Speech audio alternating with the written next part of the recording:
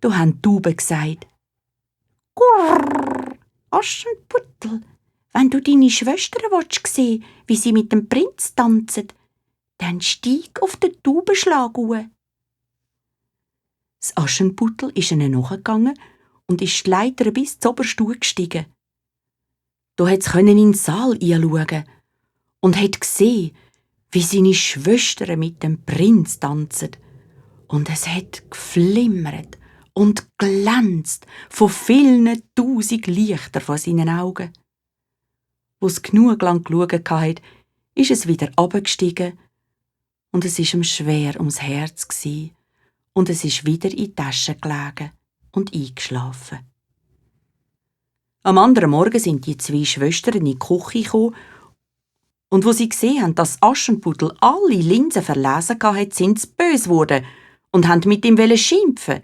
Weil sie das aber nicht können, haben sie angefangen vom Ball erzählen und haben gesagt: «Aschenputtel, es ist herrlich auf dem Fest. Der Prinz, der Allerschönste der Welt, hat nur mit uns tanzt und eine von uns wird seine Frau werden.» «Ja», hat das Aschenputtel gesagt, «ich habe die Lichter gesehen flimmern. Das ist sicher alles ganz prächtig gsi.» «Ei, wie hast denn du das angestellt?» hat die Älteste gefragt. «Ich bin oben auf dem Taubenstall gestanden.» Wo die Älteste das gehört hat, ist sie neidig geworden und hat befohlen, man soll den Taubenschlag sofort abreißen. Das Aschenputtel aber hat die beiden Schwestern wieder strählen und schmücken.